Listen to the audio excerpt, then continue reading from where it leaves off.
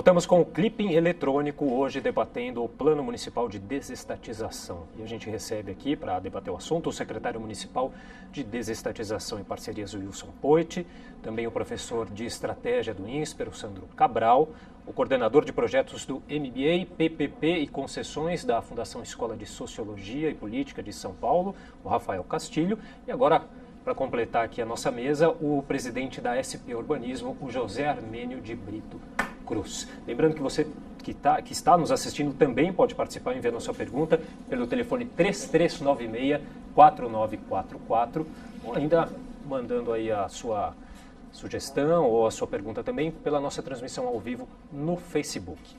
Bom, queria dar boa tarde aqui para o José.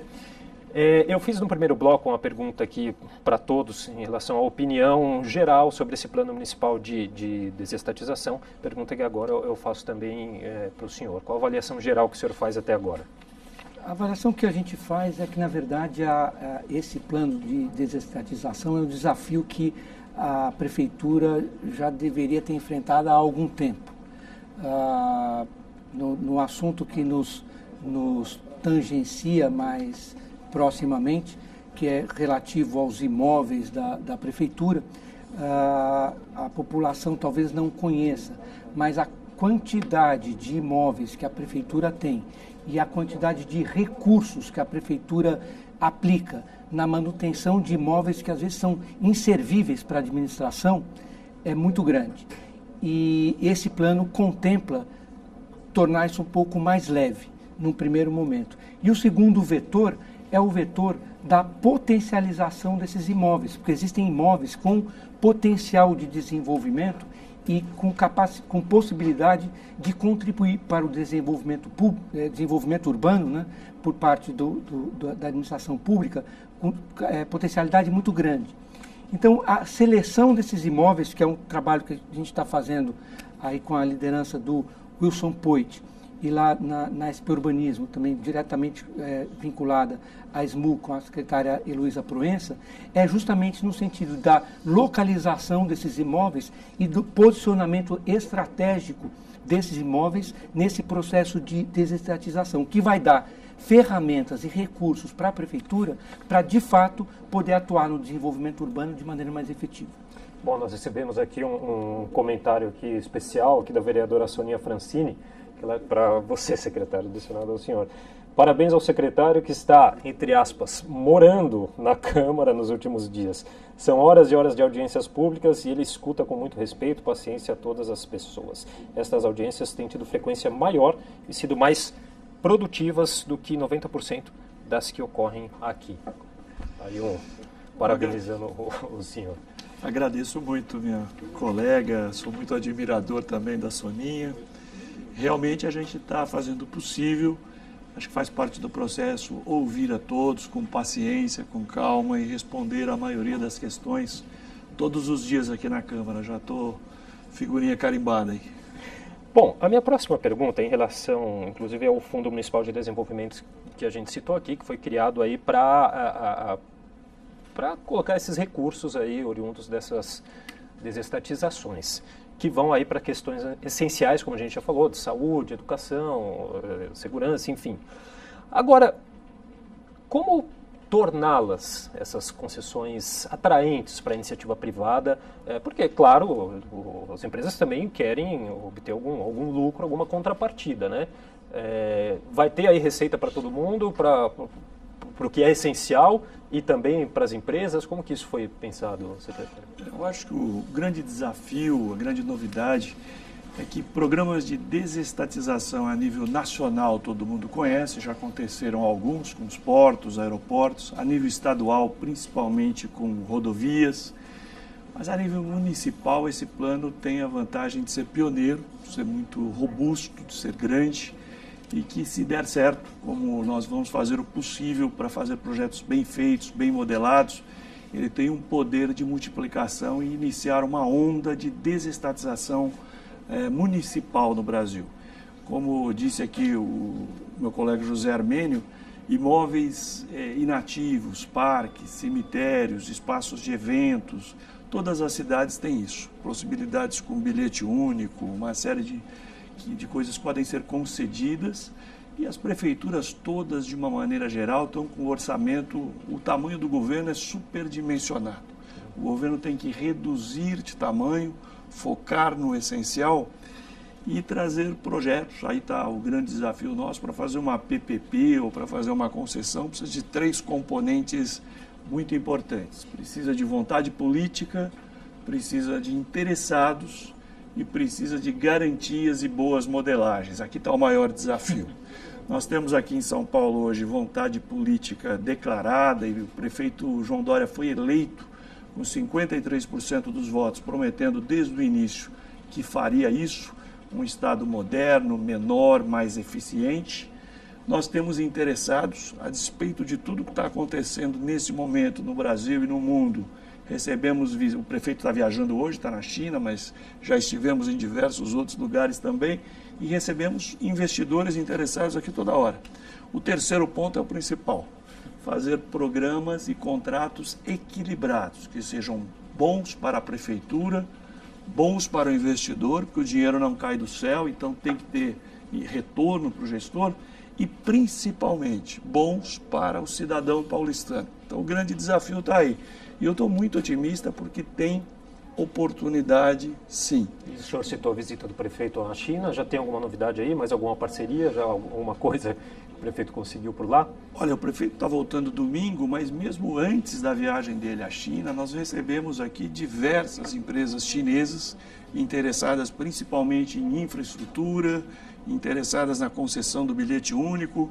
Hoje eles já estão presentes no Brasil com diversas fábricas e serviços. Também já tem fábrica de equipamentos aqui de veículo leve sobre trilhos, sobre pneus. Então, eu acredito que o prefeito volte com bastante novidade de lá. Bom, o senhor falou de um projeto pioneiro. Eu queria saber a opinião aqui dos nossos participantes também. Se vocês acham que esse exemplo ele pode ser replicado em outras partes do país. O senhor também, vocês, claro, projeto pioneiro, mas vocês foram atrás aí de modelos de sucesso, acho que no Canadá, Estados Unidos também, né? Depois a gente vai falar um pouquinho sobre isso também, mas abrir para vocês aqui, primeiro, se vocês também acham que é viável, interessante a iniciativa privada, essas concessões, e se ela pode ser reproduzida em outros locais também. Fique à vontade. Bom, de fato, né? A Prefeitura de São Paulo hoje tem um grande desafio, porque ela é a principal cidade do país, e para o bem e para o mal, né? Se der certo aqui, isso pode ser replicado em larga escala em pequenos municípios, né? Mas também, se der errado alguma coisa, não só tende a não criar referência, como pode afugentar outros investimentos para outros estados também. Então a responsabilidade que sobretudo o secretário tem nas mãos, é enorme aqui, de fazer um programa, né, que sirva de referência, né? E como ele colocou, acho que o grande desafio é a questão da viabilidade técnica, né? Eu tive outras oportunidades com o secretário, né? Ele tem um leque de projetos. Eu sempre digo, você não vai ter braço para fazer tudo isso, vai ter que chegar uma hora e vai ter que fazer escolhas, porque a equipe dele, embora tecnicamente muito competente, e aí tem um ponto que aí a gente tem que estar a parte das chicanas políticas. Essa equipe que está aqui, parte dela já vem da outra gestão, e você tem uma memória que é conservada. E é importante esse exemplo que foi dado, porque esse é o tipo de política que não é uma política de governo, é uma política de Estado. E uma política de Estado somente pode ser efetiva se você retém competências no seio da máquina pública que possam dar continuidade, porque se troca o prefeito depois, você tem uma memória técnica que a gente perdeu isso, a gente destruiu, de certa maneira, a boa burocracia pública, né? A gente está tentando resgatar isso com alguns espaços no Brasil, e essa unidade que vem da SP Negócios, ela pode ser um embrião para conservar esse conjunto de competências e, de certa forma, servir como referência para as outras unidades de parceria público-privadas no país. E aí o desafio não é só da maneira técnica, mas da forma como isso é feito, né? Então, depois a gente pode até discutir questões de transparência, de accountability, que são super importantes, né? Para que isso não só tenha uma garantia técnica, mas tenha legitimidade junto à população também.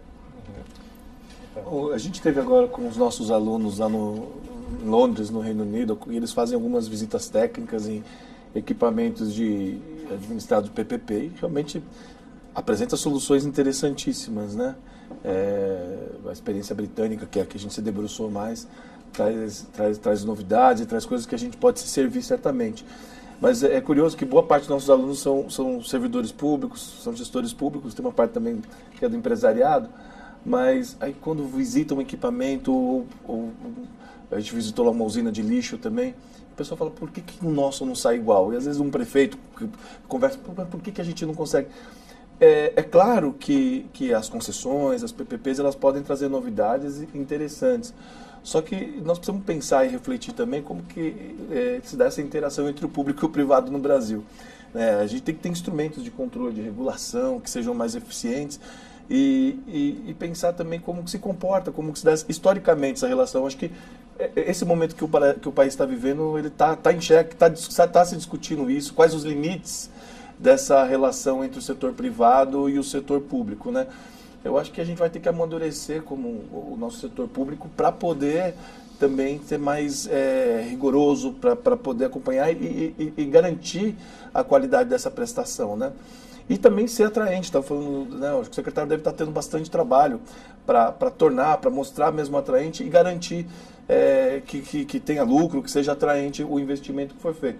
Agora vocês imaginem, né, um país agora nós tivemos uma recente queda na taxa de juros. Mas como é que você garante? Você tem que garantir uma taxa interna de retorno para uma concessionária. Num país que tem uma taxa de juros de 10%, 25%. Então, uma vez eu estava conversando com um empresário que atua também no mercado de PPPs, ele falou, olha, às vezes tem contrato que não dá nem espaço para você. Então é melhor ficar em casa, ficar com o meu dinheiro aplicado do que você investir, né? Então, são problemas estruturais que a gente tem na nossa economia que a gente vai ter que mudar. E agora também nós temos um problema político que o país vive. Quer dizer, são contratos aí de 2 décadas, né? Como que você consegue garantir se às vezes a gente não sabe o que vai acontecer com o país nos próximos 30 dias? Porque, em termos do governo, essa discussão toda, ela traz um tormento e traz um nível de insegurança para o investidor que é preocupante. Claro que a estabilidade jurídica é importante, claro que a estabilidade econômica é importante, mas um país também, se a gente não criar um pacto para o país também, para ter uma certa tranquilidade, vai ficar muito difícil você pensar, porque a estabilidade política também é um componente importante para o investidor. Então, eu creio que o que está sendo feito agora é no momento, né, de grandes desafios, né, e aqui fora do ar estava conversando com o secretário, talvez isso mesmo, se der certo, vai encorajar para outras experiências, né, muito importante que dê nesse momento. Né? Bom, vou passar a palavra para o José Armênio. Só antes, o Sandro aqui tinha citado a questão da transparência. Né, secretário, muita gente também reclama de uma questão de uma certa pressa para isso ser aprovado, de PLs, às vezes, simplificados ali no que está no papel, com pouco explicativos. Depois eu queria ouvir do senhor também isso, mas antes do José Armênio aqui sobre todas essas questões, a questão também do interesse da iniciativa privada. Então, eu acho que a colocação que você fez, se esse tipo de diretriz seria aplicável em outras cidades do Brasil, é importante você ter levantado, porque e no tocante ao assunto mais específico em que eu estou envolvido, que é o desenvolvimento urbano, o Estado brasileiro perdeu o pé do investimento no desenvolvimento nas últimas décadas, nos últimos 50 anos, se a gente for falar. A agenda do século XIX não foi cumprida no Brasil, muito menos a agenda do século XX. Hoje, o Estado não tem dinheiro para resolver os problemas, porque a demanda aumentou e não foi feito o investimento. Então, contar com a parceria privada para ajudar o Estado a resolver e aliviar o Estado do peso, que não é o cumprimento de sua função, seja na saúde, seja na habitação, seja na educação, é uma condição necessária. E a desestatização e as parcerias são o caminho que a gente pode encontrar para viabilizar a ação do Estado no seu real papel. A gente precisa ir muito longe para ver exemplos, né? Nós temos aqui, por exemplo, o governo do Estado de São Paulo fez recentemente uma parceria público-privada para construir unidades habitacionais populares no centro de São Paulo. Estão em construção, tem o primeiro lote de aproximadamente 4.500 unidades, já tem o segundo lote de quase 5.000 unidades e está conseguindo isso com a parceria com o capital, com a iniciativa privada. E a atenção na modelagem é importante, e isso se dá de uma forma transparente. Quer dizer, tem que ganhar o recurso, o capital tem que ter retorno, o Estado tem os seus objetivos. E isso eu posso dizer, a São Paulo Urbanismo faz a gestão há décadas das operações urbanas, e as operações urbanas nada mais são do que parcerias público-privadas. Por quê? Porque a gente levanta dinheiro do privado para fazer investimento público. E isso é feito da maneira mais transparente que vocês possam imaginar. Tem o conselho, 80 entidades. Ah, não, por que teve o reajuste nessa obra? Ah, está aqui, ó, por causa disso. E todo mundo sabe, isso é acompanhado mensalmente pela população. Então, eu não sei se alguém tem dúvida ainda se a gente precisa fazer essa desestatização, ou pode ter dúvida, obviamente, do formato e tal, mas eu não vejo outra direção e sim, eu vejo que esse modelo deve ser replicado pelo sucesso que vai ter, eu tenho certeza, replicado em outras cidades do país. Agora, secretário, um detalhamento maior desses PLs, desses projetos de lei, não poderiam até evitar tantas dúvidas aí que têm surgido da população e até mesmo dos vereadores? Olha, eu acho que o caminho escolhido é o da melhor transparência possível. Nós estamos aqui na casa, como já foi dito aí até pela vereadora que passou a mensagem, todos os dias. Essa semana eu estou todos os dias aqui, semana que vem, o mês de agosto. Nós vamos construir juntos. Eu acho que nós colocamos os projetos, explicamos o objetivo. O objetivo central de tudo isso é que o governo passe a focar no que... Tudo que não for essencial não é prioridade, então vamos focar no essencial e construirmos essa modelagem junto. A casa tem contribuído muito, acho que a Câmara essa semana principalmente ouvi de vereadores, de pessoas que estiveram aqui, um ambiente vibrante, casa cheia todos os dias, ontem muitos inscritos, temos saído daqui 8, 9 horas da noite e tudo tem sido registrado, várias sugestões, várias emendas podem ser colocadas e eu acho que com os caminhos digitais e eletrônicos hoje dos aplicativos, tem também aí uma dúvida sobre transparência, eu acho que nós temos condição de colocar tudo na mão da população. Aplicativos não só para avaliação dos serviços que passarão a receber com o equipamento concessionado, como também os contratos, o plano de metas, como vai estar o painel de controle de cada concessionário. Acho que hoje tem condição, e no nosso site hoje temos feito tudo isso, todos os procedimentos de manifestação de interesse que publicamos, todos os documentos estão no site. Todos os interessados, agora, por exemplo, já temos 21 grupos interessados em concessão de parques, apareceram 5 consórcios que estão sendo habilitados por Pacaembu, cemitérios e serviço funerário, fechamos recentemente com 12 consórcios, com hoje, ou 12 agentes interessados, tudo isso está no site, quem vai ser habilitado, como serão os estudos, e eu acho que todo esse programa poderá ser feito dessa maneira. Eu não tenho dúvidas e não estou aqui por outro motivo que não seja fazer o melhor possível, não é para tentar, é para fazer dar certo, bons projetos. Eu acho que nós já temos um apoio, ontem mesmo foi uma audiência pública muito bacana, de muito apoio, de que o governo está superdimensionado. O governo não tem dinheiro para atender tudo o que precisa e nós precisamos passar para o verdadeiro criador de riqueza, que são os empreendedores, e entender que não existe dinheiro público. Dinheiro público é o dinheiro de pagadores de impostos, não existem gratuidades. No fundo, tudo sai do bolso de quem paga imposto, que somos nós e todo mundo que está nos assistindo. Então, aplicar esse dinheiro melhor e fiscalizar bem o serviço que passaremos a receber. Eu acho que é um caminho sem volta no mundo moderno, nos Estados Unidos, na Inglaterra, no Canadá, na Austrália e em muitas cidades do mundo, vários serviços concessionados e a população mais bem atendida. Vocês concordam com o secretário? Tem um esforço hercúleo, né, de todo dia na Câmara. Até daqui a pouco está brincando com amigo secreto aqui no final, está no amigo secreto dos vereadores, né? É uma intimidade que está ganhando aqui, né? Mas é isso. Tem uma frase um jurista americano, Louis Brandeis, né, que a luz do sol é o melhor desinfetante. Então, a gente tem que tratar as coisas com transparência e aí a comunicação de como esse programa é estruturado é super importante, né, para conferir aquilo que eu falei da legitimidade. E nesse sentido, eu acho que pessoas como o secretário, que estão à frente de uma agenda como essa, né, tem a importante missão de não infantilizar o debate. Quando eu digo não infantilizar o debate, ele dizer, olha, eu estou fazendo essa concessão porque hoje eu tenho essa situação de gasto, eu tenho esse ator que se beneficia disso aqui hoje, eu tenho esse que não está se beneficiando, e não fazer isso me implica em tal coisa. Essas coisas precisam ser expostas, porque, no fundo, tudo tem um custo, né? E óbvio que a transparência é importante, porque o Rafael colocou antes aqui, né? Tem uma história de relações promíscuas entre o setor público e o setor privado. Para não deixar mágica, isso aqui é uma ação entre amigos para beneficiar a construtora A, que é doadora de campanha, ou que é amiga das relações do secretário B, ou do secretário C. E é importante deixar isso muito claro e transparente, que há um fundamento econômico, sim, mas que esse fundamento econômico vai ser revertido em prol da população. Se isso vai ser conseguido diante das dificuldades técnicas e, sobretudo, políticas, porque estamos aqui nessa casa aqui com o ambiente político.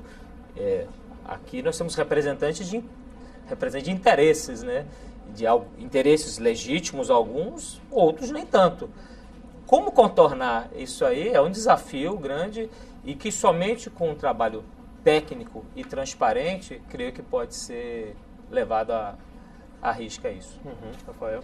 Não, eu entendo que a população está percebendo, vai ter que entender que, de uma maneira geral, o Estado trabalha em parceria com a iniciativa privada. Quando vai construir uma escola, quando vai construir uma estrada, um corredor de ônibus, não é a prefeitura que vai lá fazer, ela trabalha em cooperação com o setor privado. As PPPs, por exemplo, oferecem instrumentos inclusive para dar mais instrumentos para o Estado acompanhar, regular a atuação do setor privado. Mas eu acho que a grande preocupação, e aí eu me dirijo a vocês dois que estão aqui na prefeitura, que nos representam, né? Que a grande preocupação da população é que essa cidade é uma cidade que tem muito marcada pela exclusão social. Então, quando as pessoas estão preocupadas se vão cobrar tarifa para entrar no Parque de Ibirapuera, é porque a pessoa já viu que essa cidade está repleta de grades, está repleta de condomínios, está repleta... Eu moro aqui próximo da Câmara e todo dia, quando eu acordo, eu tenho que pular gente que está dormindo na casa. Isso causa uma dor nas pessoas, uma dor maior para quem está nessa condição de miséria e uma dor para a gente também no cotidiano de ter que estar num farol e ver criança pedindo dinheiro e não poder sentar numa praça porque a praça está ocupada de gente que não tem onde morar. Então, a gente tem uma marca muito forte nessa cidade de exclusão. Eu acho que o que a população, a desconfiança que ela tem e é cabível, esse medo que ela tem, disse que esse programa signifique mais grades e mais exclusão. Então, eu acho que é uma sinalização importante que a prefeitura vai ter que dar, né, nesse processo, né, que você vai ter uma mudança de gestão, mas não para você aumentar os instrumentos de exclusão. E é isso que vai ser medido no final das contas. A população, o Cabral começou muito bem, já sabe, tem um esgotamento, não está mais nessa questão só de se é de direita ou de esquerda. Acho que vai estar medindo muito isso, né, e para essa cidade ficar mais humana. Tem mudanças culturais que vão ter. Eu estava brincando com o Poit antes aqui do negócio do Pacaembu, né? Em geral, a população que vive lá é uma população que, suponho eu, que apoia a participação da iniciativa privada. Mas quando vai lá para Pacaembu, ele não quero que tenha show, não quero que tenha... As pessoas têm que entender, a cidade é pública, essa aqui é uma das maiores cidades do mundo, tem que ter vida cultural, tem que ter vida social, né? E eu acho que esse processo tem que servir para humanizar a cidade. Eu acho que tem que perseguir isso, o setor público, perseguir a sociedade, perseguir para tornar essa cidade melhor de se viver. É muito triste quando você vê que esse feriado todo mundo quer ir embora, desesperado de São Paulo. Dá para a gente criar uma cidade que seja mais gostosa de se viver. Infelizmente o momento não é dos melhores para o país, né? Espero que em breve a gente consiga José Arminio, dias melhores. Você concorda com a população deve ter esse medo aí dessa exclusão? Eu acho que esse pseudo-medo é, na verdade, uma falta de informação do que está acontecendo. Porque foi tocado aqui, acho que é importante, a gente no estabelecimento de parcerias com a iniciativa privada e abertas à população, o que nós que estamos hoje no poder público enfrentamos é a construção de credibilidade.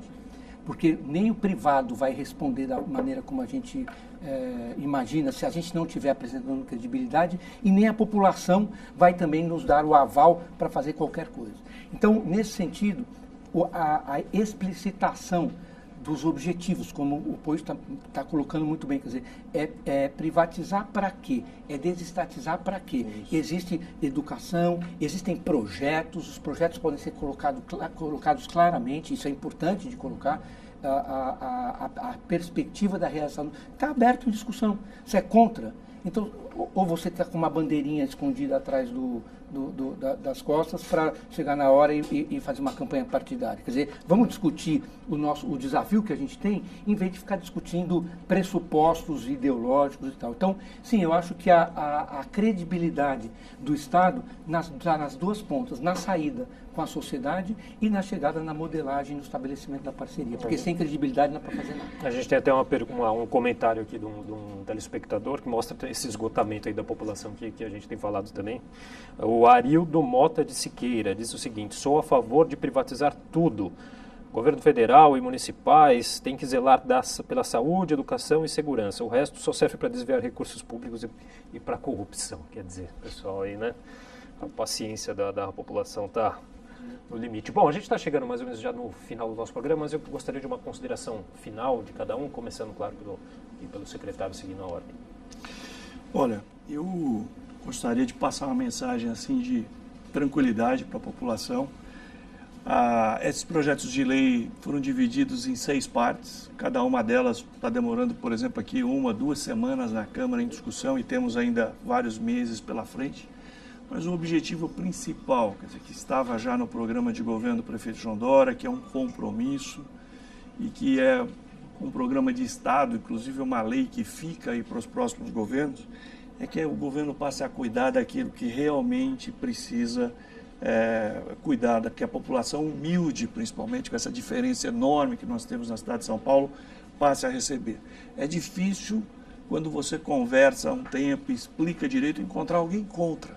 Você perguntar, olha, você que é morador do bairro X e que tem uma deficiência de creche, faltam OBSs, está faltando educação, sua criança não tem ainda uma vaga naquela creche que precisa, você prefere que com esse dinheiro a gente consegue resolver isso lá no seu bairro realmente, até porque esse dinheiro já está carimbado e a criação, a primeira lei desse programa todo é o fundo, que carimba o dinheiro para isso. Ou você prefere que nós façamos mais uma reforma na pista de Interlagos? Ou que façamos um investimento de 50 milhões de subsídio numa corrida de Fórmula 1? Ou vamos investir mais dinheiro em carnaval? Ou vamos investir de novo no telhado ou numa possível reforma do AMB, quando o setor privado já atende tão bem essa área? O setor público, como empresário, ele é muito ruim. O Estado empresário normalmente dá prejuízo, quase todas as empresas, não só da cidade de São Paulo, mas do Brasil, que são públicas, elas dão prejuízo. E eu que venho do setor privado, quando tem prejuízo, os sócios são chamados a corresponder. No setor público se aumentam os impostos. Então nós estamos falando aqui em focar no que realmente interessa, trabalhar bastante na modelagem, tenho uma confiança de que vamos fazer bons projetos em São Paulo e este é um começo de um programa que não tem volta. O Brasil precisa desestatizar, reduzir o tamanho do governo, porque reduz também espaço para a corrupção. Ok, Sandro. Obrigado pelo convite, prazer. Assim, acho que hoje em dia é raro ter momentos que a gente consiga debater em alto nível, né, discordâncias pontuais ou não, mas a gente consegue construir um determinado consenso. E acho que fica um pouco um consenso de que esse é um caminho que independe de bandeira política.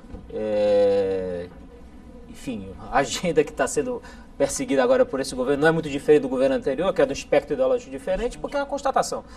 E fica também a questão da transparência, né? Que isso tem que ser de uma forma transparente, comunicar de forma inequívoca quais são as implicações de não fazer isso. Eu acho que é muito importante, né? Pensar, eu ao não fazer essa atitude, qual a consequência disso? E aí, dentro desse esforço de diálogo, né, é super importante, né, ter os órgãos de controle muito próximos, né? Então, quer queira que não, o Legislativo é um órgão de freios e contrapeitos, de checks and balances, e é importante isso. Ter o Ministério Público com com a sua diversidade, aí, é um ator importante para ser envolvido. na construção, porque, como eu disse, se não envolver agora, lá na frente pode ser questionado, e aí gera-se uma expectativa no empresariado que é frustrado depois, e isso é um problema para todo o país, porque se um programa que supostamente seria exitoso acaba não sendo. E, no caso, as controladorias, os órgãos de controle municipais, como a Controladoria Geral do Município, né, que foi um grande avanço, né, assim como a Controladoria Geral da União, né, são um avanço importante de controle, de estar presente para assegurar para a população que o dinheiro está sendo bem empregado e que isso, no final das contas, se reverte em benefício da população. Ok, bom, passo a palavra para o Rafael Castilho. Bom, obrigado pelo convite, obrigado secretários, obrigado Felipe Cabral. Bom, a gente da FESP, quando decidiu fazer esse MBA dedicado às PPPs, era pensando em formar uma carreira de especialistas em parceria público-privadas, mas também dentro de uma preocupação nossa, que faz parte da nossa fundação, que é com o desenvolvimento do país, né? E a gente tem dedicado a estudar estruturalmente essa questão das PPPs, refletindo muito sobre essa questão do público e privado no Brasil, da formação do Estado brasileiro, da importância do Estado que teve também no ordenamento do capitalismo e a importância também das instituições privadas na formação do Estado. Mas das nossas reflexões que a gente tem feito, eu acho que a gente percebeu que não adianta a gente querer impor agendas. Acho que tem que ser um ganho de credibilidade, construção, como o Zé Armênio falou, construir credibilidades, né? Eu acho que é um processo melhor do que a gente querer impor, mas agora é isso e vamos seguir por esse caminho. Eu acho que é passo a passo, na medida que a população perceber que tem um ganho real de eficiência do Estado, que tem um ganho real na prestação dos serviços públicos. Esse vai ser o grande medidor. Quando a população puder realmente usar um equipamento público e perceber que ele está melhor e vai ter esse ganho de credibilidade para que possa prosperar as PPPs. Ok. José Armênio, para a gente finalizar. Agradeço o convite de vocês e me disponho a toda oportunidade, se vocês quiserem, do que a gente puder colaborar para esclarecimento, para transparência desse processo dentro da nossa área, do nosso conhecimento, que é do desenvolvimento urbano, e que esbarra e está muito próximo desse processo que o POIT está liderando. Estou à disposição a hora que for, às vezes chego um pouquinho atrasado, mas disponível aí para colaborar, para a gente ver se a cidade consegue enfrentar esse desafio que o prefeito está propondo como um desafio de solução, para a gente poder entrar numa reta de solucionamento das questões que a gente enfrenta, da cidade que exclui,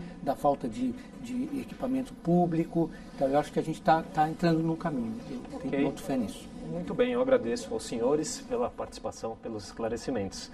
E obrigado também a você que nos acompanhou em mais um Clipping Eletrônico. E logo mais às 16h, você acompanha ao vivo aqui na TV Câmara a 4ª audiência pública sobre desestatização, promovida pela Comissão de Administração Pública. E na pauta de hoje, a remoção de veículos e pátios de estacionamentos. TV Câmara São Paulo, informação para a cidadania.